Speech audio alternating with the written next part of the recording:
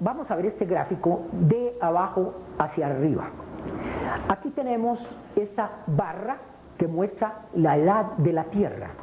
Como no nos cabe, aquí se muestra esta barra interrumpida porque tendríamos que duplicarla prácticamente. Se dice que la Tierra tiene entre 4.000 y 5.000 millones de años de existencia. Bastante distinto de esos 4.000 años de que nos hablaba ese obispo. Durante ese tiempo en la Tierra, si hubiera venido un astronauta de otras galaxias, diría, aquí no hay vida, ni hay posibilidad de vida. Es un planeta muerto, no hay nada. Sin embargo, ahí se estaba gestando la vida que nosotros vemos ahora. Por eso es tan difícil que en esas observaciones se pueda decir, este es un planeta muerto, puesto que se están produciendo cambios también en ellos. Pasan 1.300 o 2.300 millones de años de vida, si tiene 5.000 millones, antes de que aparezca la vida elemental sobre nuestro planeta, hace 2.700 millones de años. Aparecen los primeros aminoácidos, aparecen los primeros virus, las primeras bacterias. Es toda la vida que nosotros podemos percibir. Y cuando se traen muestras de Marte, por ejemplo, se dice, sí, allí debe haber tal vez una vida elemental de virus y de bacterias. Pero realmente es tal vez lo que hubieran podido ver esos astronautas en su visita.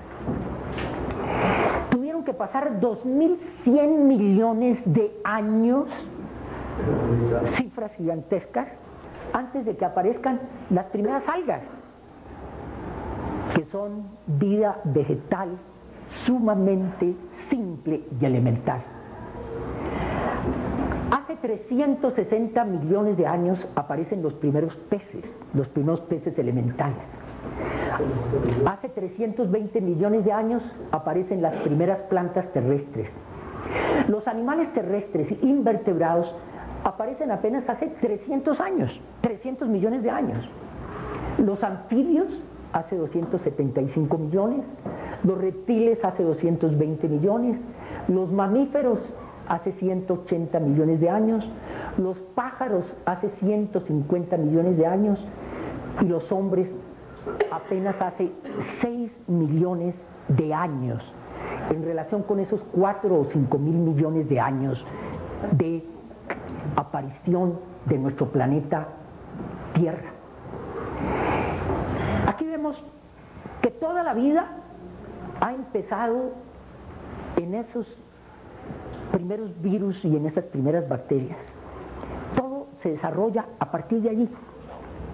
Y van apareciendo esos cambios y un día en esa organización aparecen las algas y después los peces, pero todo tiene el mismo origen de la vida que se ramifica inmensamente sobre el planeta.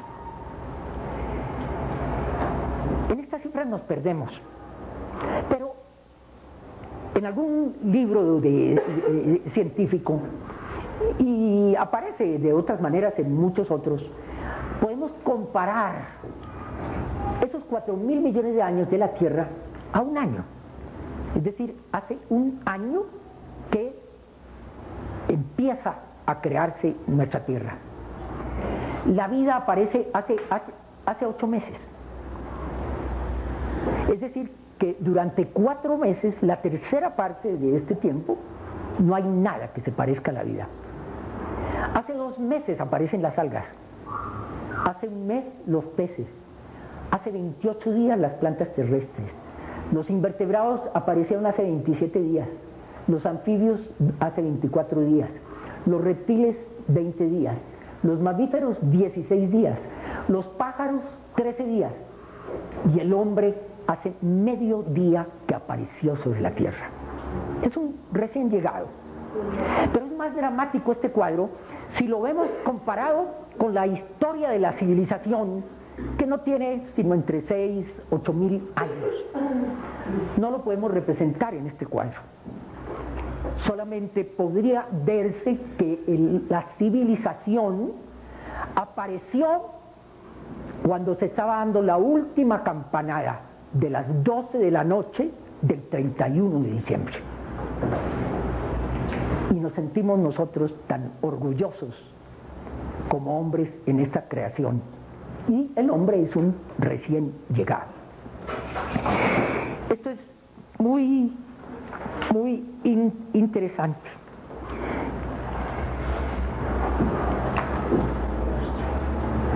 Realmente cambia nuestra manera de pensar. Y es importante lo que nosotros pensamos, porque, como les decía anteriormente, de acuerdo con lo que pensamos, así va a ser nuestro comportamiento. Si nuestro pensamiento es materialista, si nuestro pensamiento es materialista, que no existe el espíritu, indudablemente que nuestro comportamiento va a ser así, y buscaremos todos los beneficios del mundo en la materia y en los goces que puede tener este cuerpo material que vive apenas unos cuantos años. Pero si nuestro pensamiento es espiritualista y vemos que la materia es el instrumento para que se manifieste el espíritu, la vida inmortal, eterna, sin principio ni fin, cambia la situación, se destruye el instrumento, pero crece la vida. Esto lo examinaremos con un poco más de detalle cuando examinemos la evolución según el pensamiento teosófico. De acuerdo con este pensamiento de la ciencia, hay todavía dos enigmas sin resolver. Es cuando aparece la vida.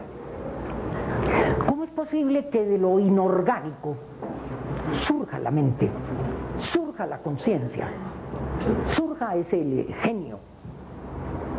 Eso es algo que todavía no tiene una respuesta. De lo menor no puede surgir lo superior.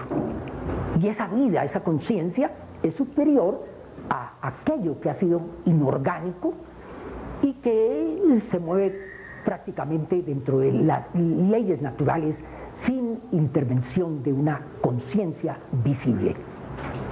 El otro enigma es cuando aparece el hombre. ¿Cómo es posible que del reino animal, donde hay sí una conciencia, pero una conciencia muy elemental, surja la autoconciencia? Puesto que eso es lo que hace al hombre diferente a los reinos anteriores de la naturaleza. Esa capacidad de saber que yo soy yo y entenderme y poder entonces entender al mundo. Siguen siendo dos incógnitas. Pero ya veremos, o podemos verlo ya con el pensamiento teosófico, que si desde un comienzo están unidos el espíritu y la materia, desde esa primera actuación del espíritu sobre la materia para vivificarlo, y si en la segunda emanación el aspecto sabiduría amor se infunde dentro de la materia para crear las formas y habitarlas y llevarlas hacia adelante, la respuesta ya está dada. La vida del espíritu estaba antes de que apareciera la vida orgánica, pero de otra manera. No había aparecido esa capacidad de las formas para reproducirse. En la aparición del hombre nos encontramos con otro hecho muy importante. No va a ser motivo de examen en esta reunión porque es complejo. En la doctrina sagrada, libro escrito por la señora Blavatsky, fundadora de esta sociedad, hay muchísimas explicaciones sobre el origen del hombre. Pero lo que nos interesa a nosotros no es tanto cómo ha sido el manejo del cambio de las formas para la aparición de la autoconciencia, sino cómo se está desarrollando la autoconciencia en el mundo.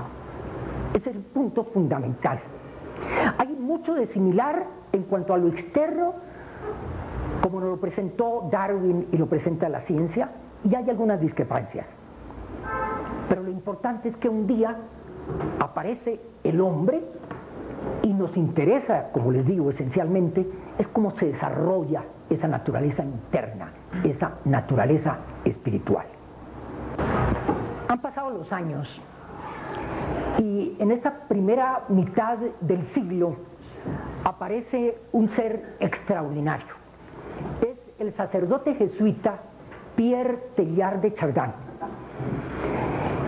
Él es un hombre de ciencia,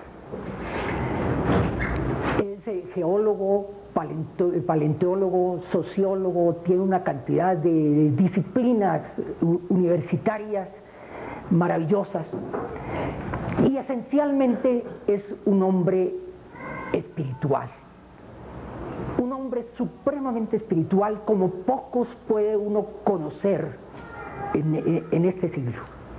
Un hombre que basa completamente su vida en la idea de Cristo como el redentor de la humanidad. Un redentor que está presente a todo momento para llevar al hombre a las mayores alturas. Él nace en una familia pudiente en Francia y tiene una educación muy esmerada. Se hace jesuita y allí sigue él con sus estudios. Tiene que viajar por todo el mundo por sus investigaciones geológicas y paleontológicas. Examina numerosísimos fósiles en el mundo y, entre otras cosas, tiene la gloria de haber sido uno de los descubridores de los antepasados del hombre actual, que se ha llamado el hombre de Pekín. Total que no es un ser simplemente idealista, sino es un hombre práctico, un hombre que ha trabajado con la naturaleza, que conoce el pensamiento de Darwin profundamente y lo admira, pero siempre le queda a él una inquietud que nos muestra a través de su obra, que él no puede aceptar que simplemente la evolución la veamos desde el punto de vista externo, desde el punto de vista físico, y que olvidemos la conciencia y el espíritu. Él está plenamente convencido de la espiritualidad del ser humano y de cómo a través de la forma se va desarrollando esa conciencia.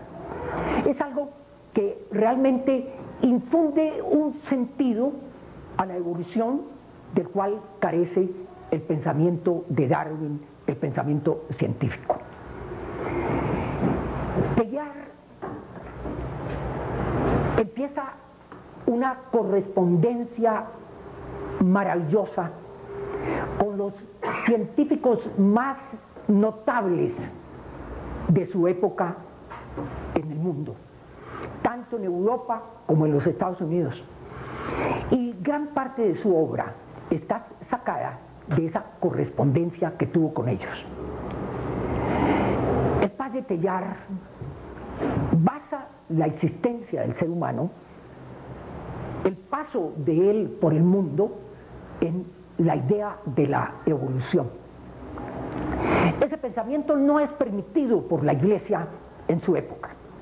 Él muere en 1955, total que su obra es de la primera mitad de este siglo. Un trabajador incansable.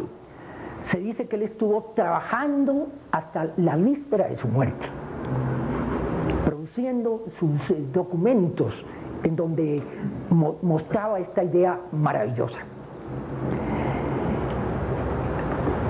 Sus libros o su obra no fue publicada sino hasta después de su muerte, por una razón: fue prohibida. Los libros de Teilhard, la obra de Teilhard fue, que aparecía generalmente en numerosas revistas científicas, fue prohibida por la comunidad de los jesuitas y por la autoridad del Santo Oficio en Roma.